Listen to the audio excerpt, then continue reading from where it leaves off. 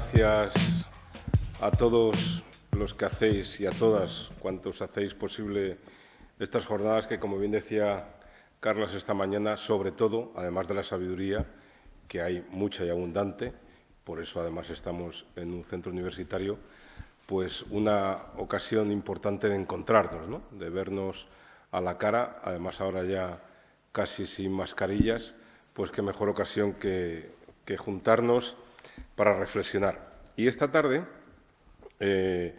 tenemos a Marga Martínez Escamilla, apuntar bien el nombre porque el mundo es un pañuelo y justo hoy en el AVE, Madrid-Málaga, venían dos Margas Martínez y casi nos la llevan a la otra punta de la península porque ella se ha ido con el primer taxista que había. Bueno, pues esta, nuestra Marga Martínez Escamilla, es muchas cosas, aparte de amiga querida, pues es doctora en Derecho, profesora de Derecho Penal en la Complutense de Madrid y además catedrática en esa universidad, en esa facultad, y luego coordina el proyecto de investigación sobre movilidad humana entre derechos humanos y criminalización, ¿no? Y sobre todo, es lo que a mí me apetecería esta tarde reseñar de ella, pues es que a veces, ¿no? A mí cuando me dijo, bueno, Luis Carlos no dice, ¿no? Sino que ¿seguro que te parece bien hacer esto? Pues claro, te parece fenomenal. Cuando me dijo presentar a Marga, no por no conocerla, sino que presentar a una catedrática de Derecho Penal, pues porque la tenemos mucho cariño, pero yo decía, madre mía, ¿no? Como el Derecho Penal, bueno, con todos mis respetos, ¿no? Como que da miedo. Lo penal y el derecho, ¿no? Sin embargo, yo creo que Marga, junto a tanta otra gente, ha sido capaz de hacer entendible no solo las sentencias, a veces pues muy rebuscadas, no sé si porque los juristas, pues a veces para justificar sus decisiones tienen que hacer que los ciudadanos tengamos serias dificultades de entenderlas, sino que creo que Marga es de esas personas que tiene un pie en la academia y otro pie en la calle, ¿no? Y a mí me parece que eso es muy importante. Quizá, y os lo digo por propia experiencia, a veces cuando algunos somos muy callejeros, bueno, como que nos cuesta otros lugares, ¿no? Lo de esa gente que pisa moquetas siempre, vamos, no sé si, me imagino que en la facultad, quitando la aula magna, no creo que haya muchas. Pero bueno, ¿no? Esos ámbitos, ¿no? Como que a veces los vemos como gente que se dedica a cosas extrañas, que no hay quien les entienda, que tendrá que ver lo que esta gente trabaja con la realidad, en mi caso, que vivimos muchos, ¿no? De desprotección, de vulnerabilidad, de acompañamiento.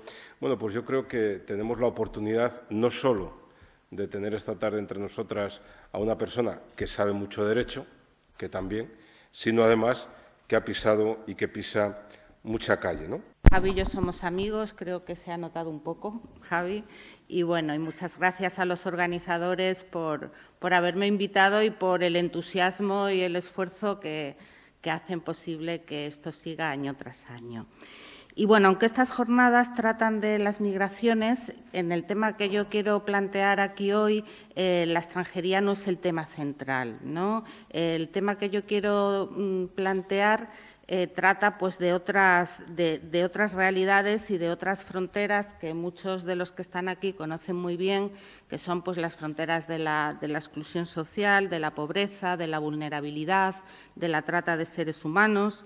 Y de esto va un informe que en el proyecto que coordino realizamos hace poco y que tiene el mismo título que la ponencia, que es Víctimas de trata para delinquir, entre la protección y el castigo. Que yo prefería otro título. Yo quería haberle titulado al informe El Ministerio Fiscal contra Angelina, por el empeño del Ministerio Fiscal en condenar a Angelina, que ahora pues os diré quién es. Yo creo que lo más fácil sería empezar por los hechos que se declaran probados por unas sentencias que ahora os comentaré y que dicen lo siguiente. Dice, la acusada, Angelina, llegó al aeropuerto de Barcelona en un vuelo procedente de Lima, albergando en el interior de su organismo un total de 25 preservativos que contenían cocaína líquida con un peso total de 474,80 gramos destinada al posterior tráfico. La acusada fue captada por una organización dedicada al tráfico internacional de drogas que se aprovechó de su situación de extrema vulnerabilidad. En el momento de producirse los hechos, era madre de un bebé de 4 meses nacido de forma prematura, tras 7 meses de embarazo.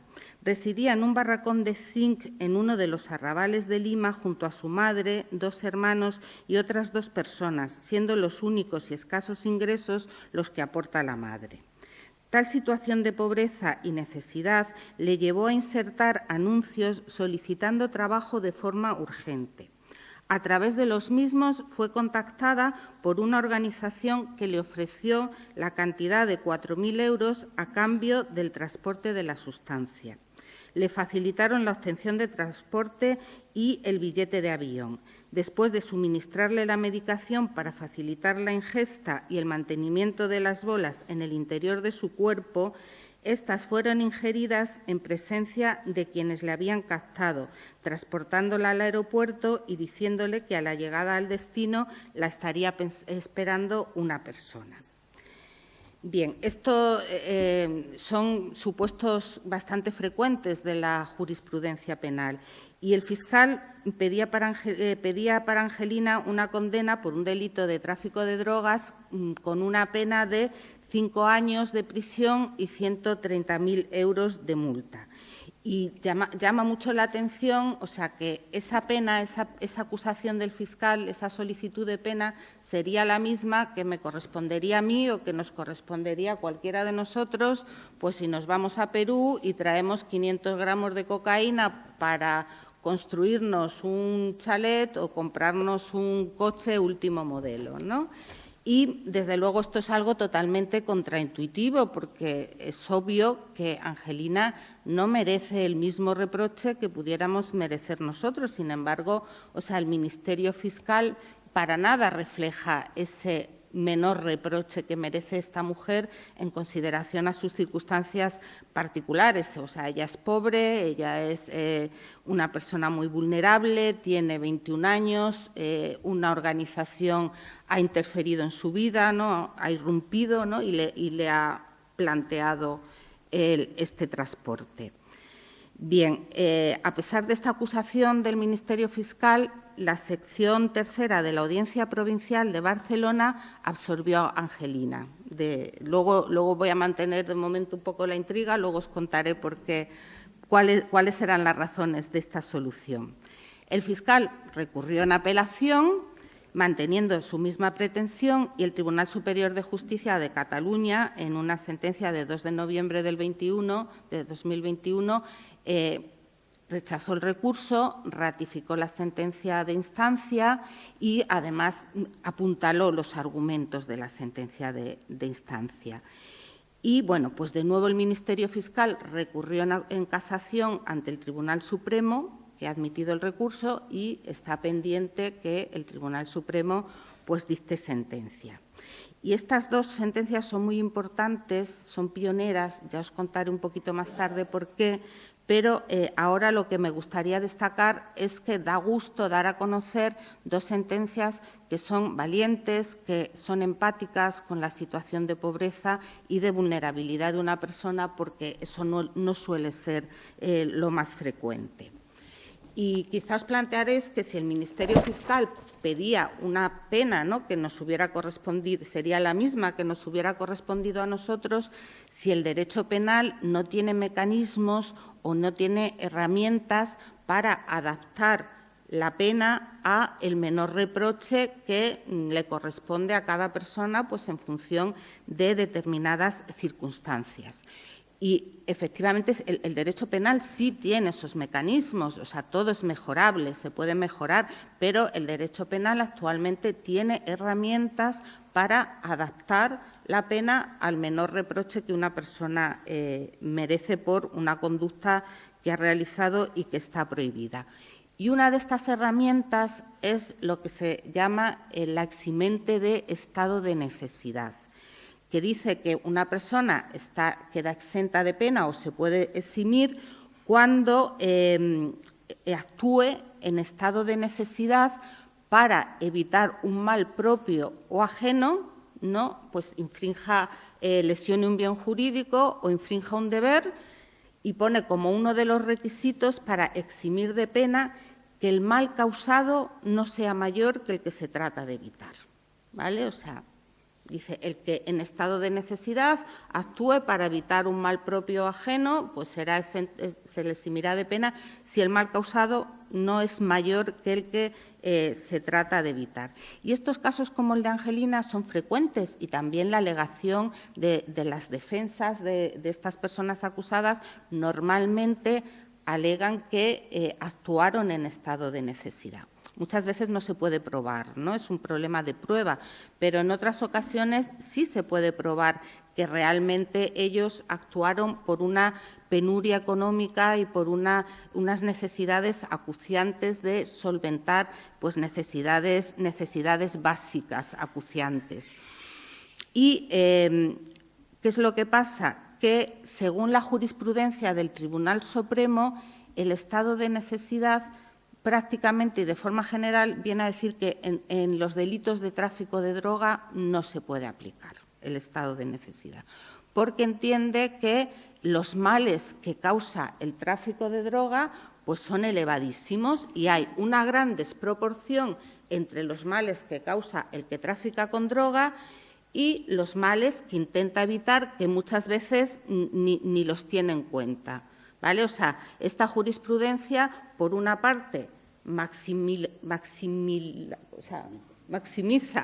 los daños que causa el tráfico de droga y, por otra, minimiza los perjuicios, los daños, las situaciones que tiene que enfrentar una persona y que no puede resolver por razón de su penuria económica, por razón de su pobreza. Y entonces nos encontramos sentencias, o sea, esto es una jurisprudencia muy reiterada del Supremo, y nos encontramos argumentaciones como las que os voy a leer. Dice, no cabe duda que el tráfico de drogas como la cocaína con las que traficaba el acusado constituyen actualmente uno de los males sociales más graves, en razón a las gravísimas consecuencias que su consumo ocasiona, consecuencias que abarcan un amplio espectro, desde la ruina física, psicológica, económica y social del adicto, a la destrucción de las relaciones familiares, con el subsiguiente e inevitable sufrimiento que ello supone, sin olvidar la fuente inagotable de delincuencia con resultados siempre dramáticos y con frecuencia trágicos que tal tráfico genera.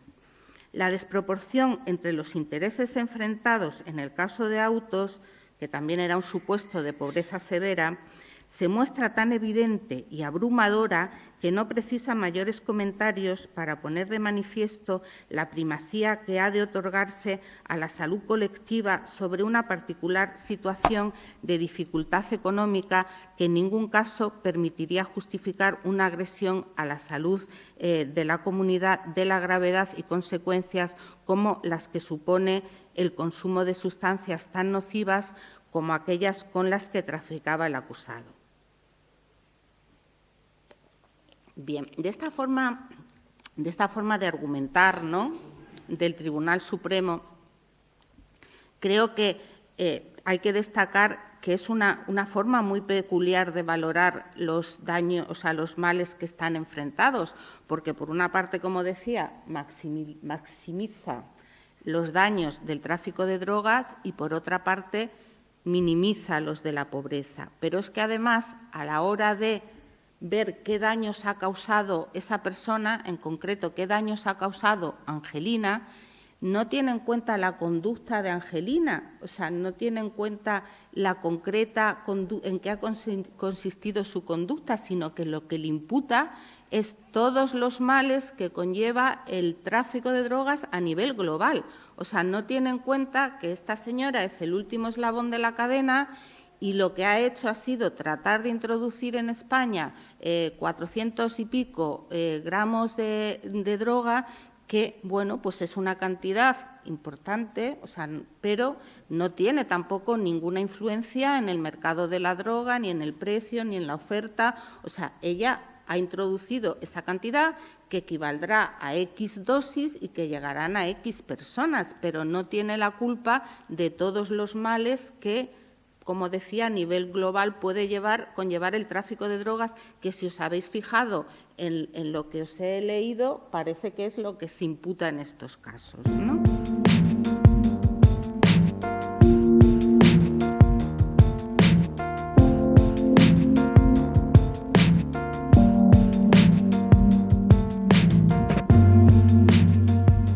Ya en esta mañana soleada, más típica del clima de aquí, del clima subtropical que hay en la costa tropical, clima un poco más parecido al que tiene nuestra siguiente ponente de esta mañana, que bueno, ya comentamos ayer que había un cambio, y va a hablar Denia Mejía, que es amiga y defensora de derechos humanos en Honduras.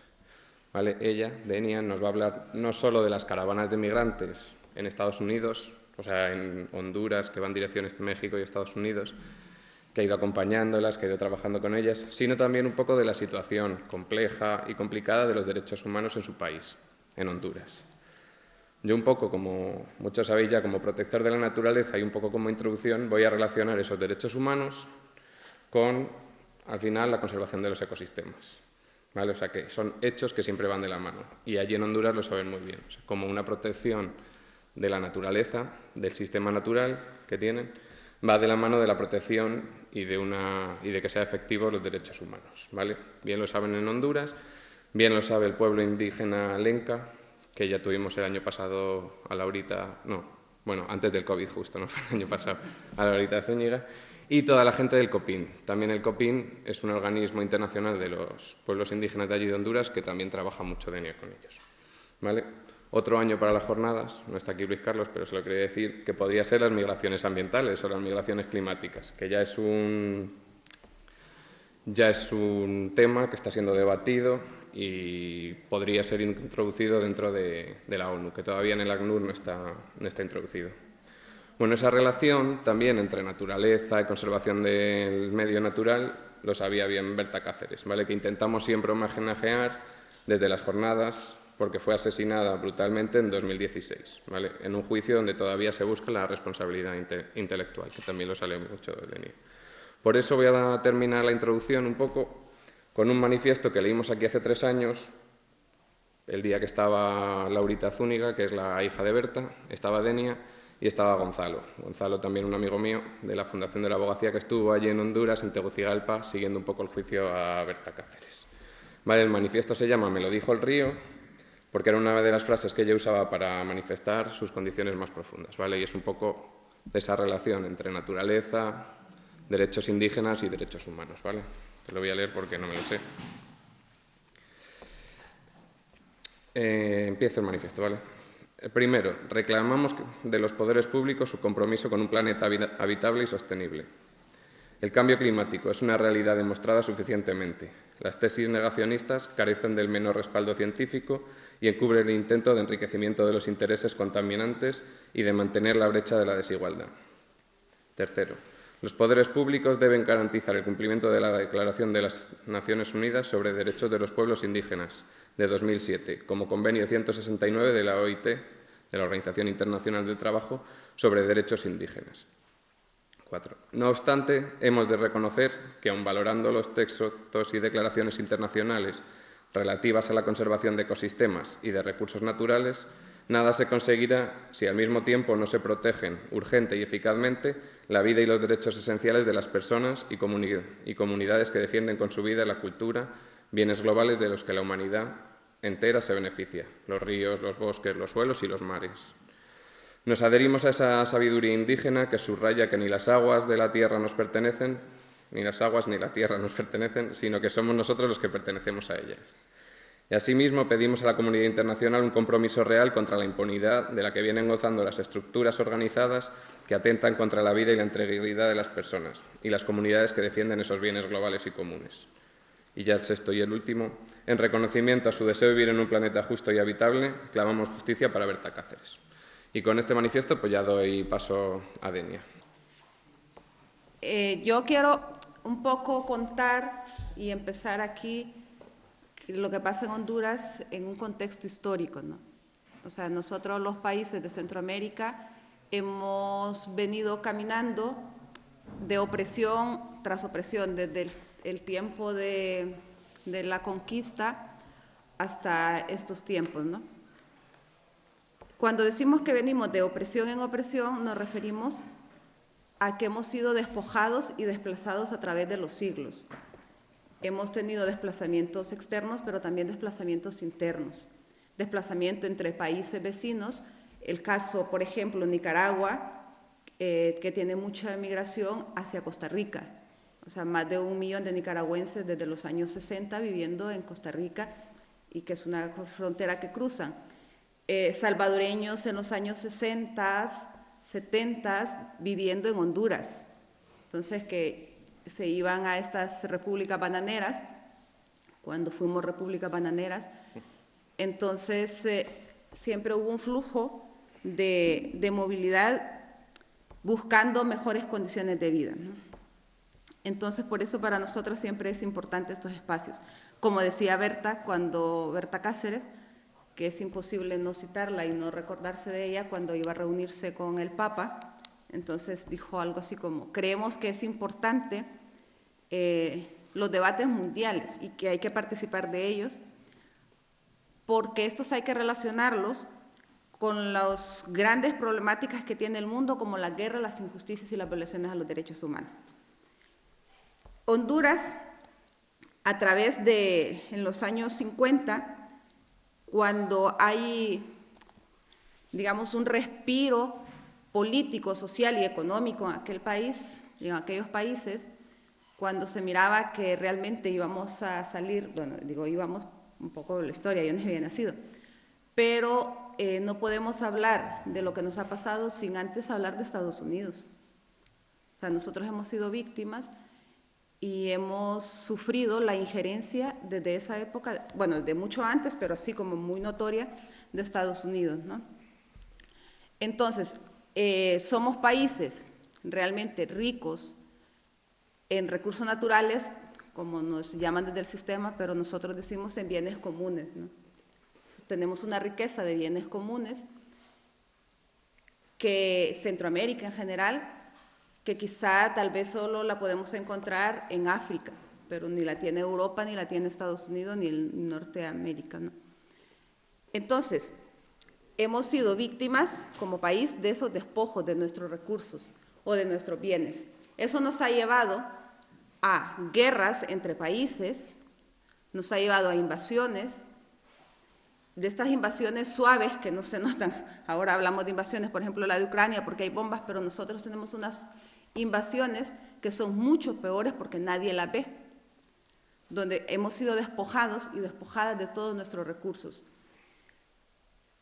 Cuando llega el enclave minero, que todavía empezó con la poscolonia, nos despojaron de todos los recursos, o sea, se trajeron montañas completas de plata y de oro, ahora se lo siguen trayendo.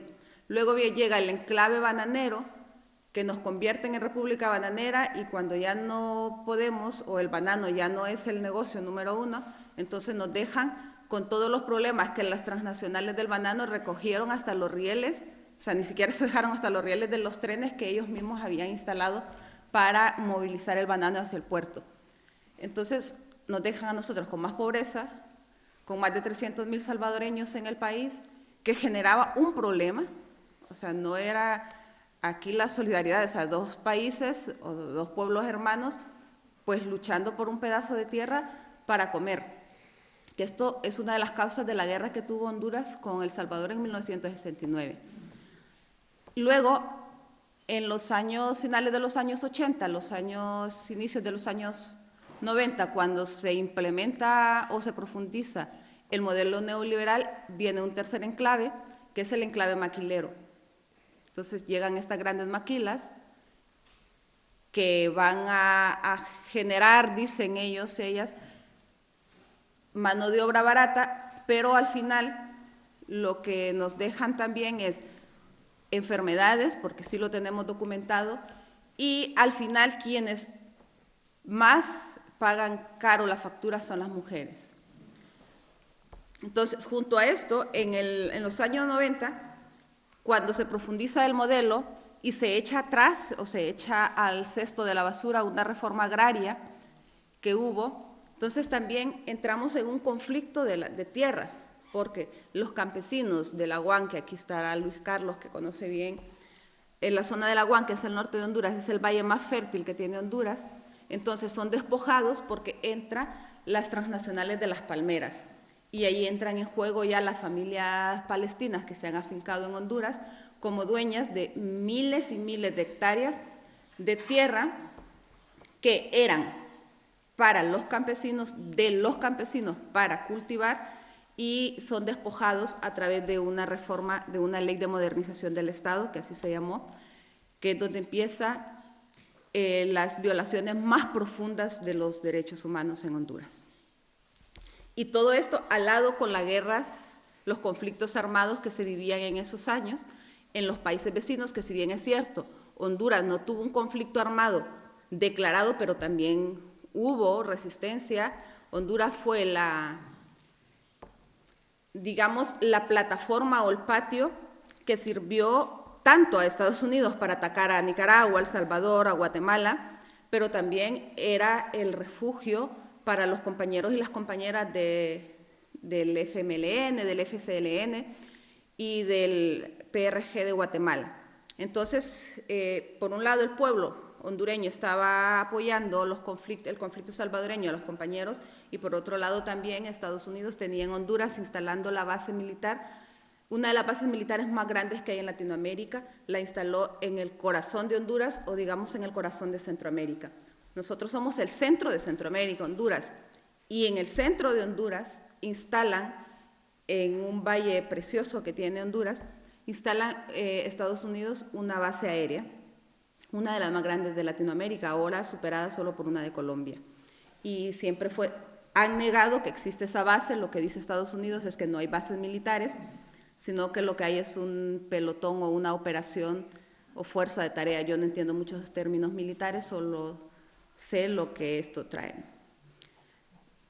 Entonces, para hablarle de cómo Estados Unidos ha ido metiendo sus narices en nuestros países y han ido fomentando las violaciones a los derechos humanos. Por eso cuando nuestra gente se marcha para Estados Unidos, pues decimos, pues ellos se lo han buscado. Cuando Estados Unidos cierra las fronteras y no quiere y manda dinero de cooperación para la migración, decimos, pues ellos son los que nos tienen en este problema.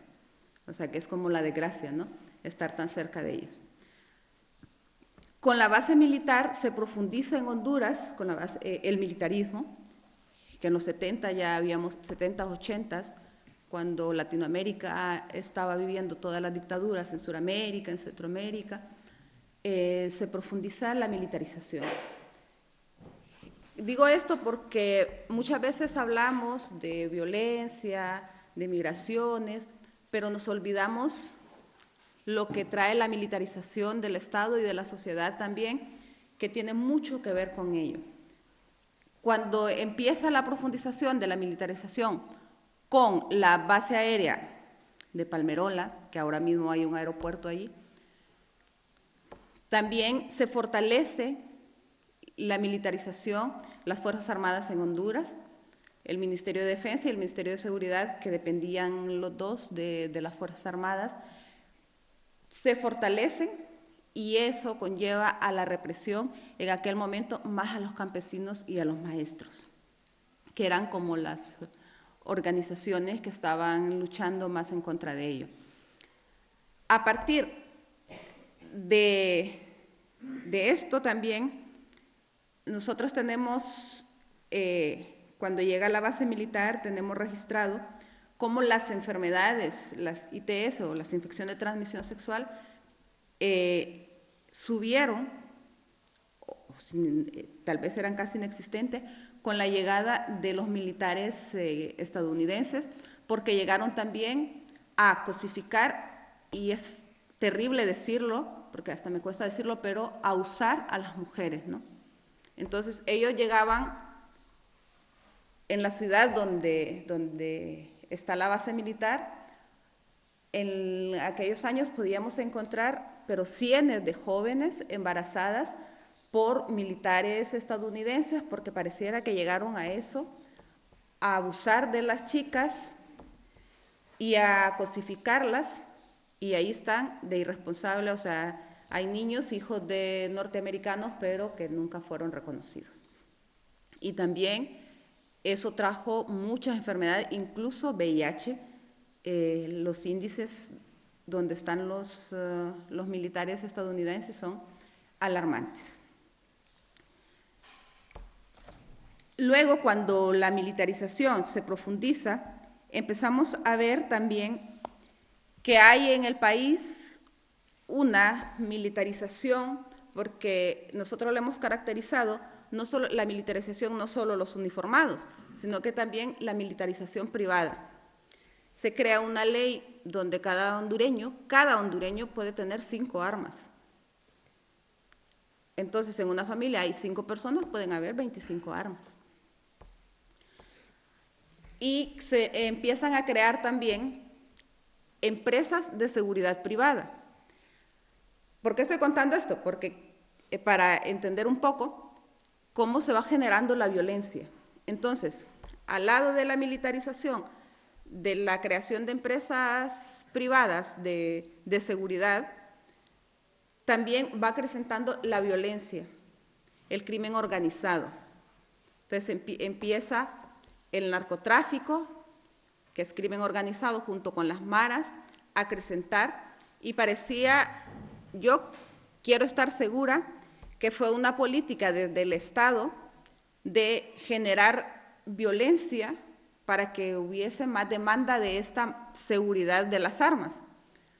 Entonces, hubo barrios, colonias de las ciudades más grandes en Honduras, en que ya no se puede entrar, o ya no se podía entrar.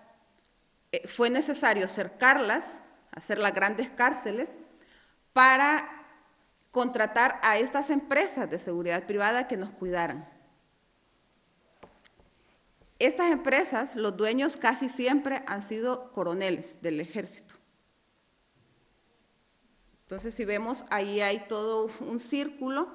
Ahora mismo, las empresas estas de seguridad privada, dueña la esposa del expresidente de Honduras.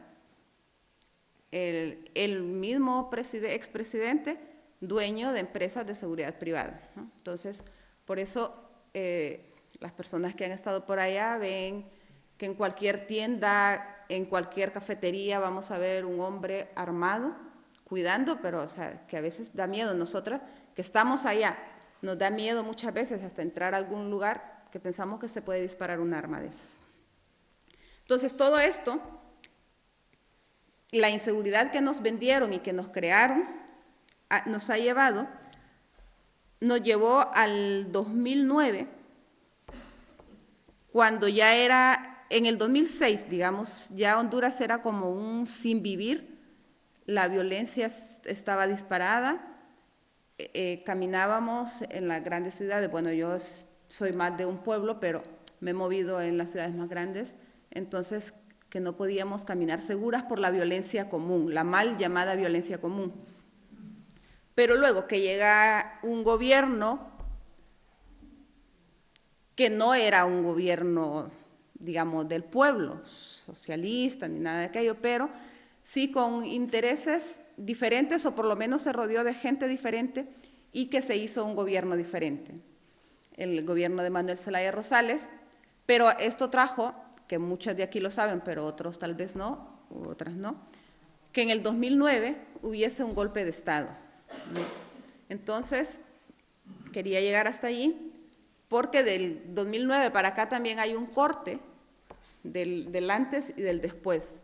Tuvimos ese respiro de 3 años y medio, que siempre hubo violencia, siempre, o sea, tampoco es que no lo hubo, pero se miraba que desde el Estado se estaban creando condiciones para mejorar el país, para mejorar las condiciones de vida y de miseria en que hemos vivido. Pero claro, esto al capital, que son los que crean todos estos problemas, no le conviene.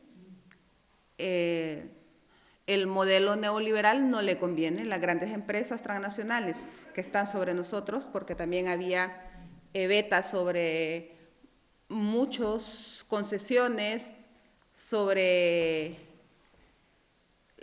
concesiones y también sobre que no entiendo muy bien yo esto, los abogados saben de esto, sobre la permisividad de que llegaran gentes extranjeras con dineros, por ejemplo, españoles, alemanes, canadienses, a invertirlo allí. Entonces todo eso se había parado porque todo eso llevaba al despojo, ¿no?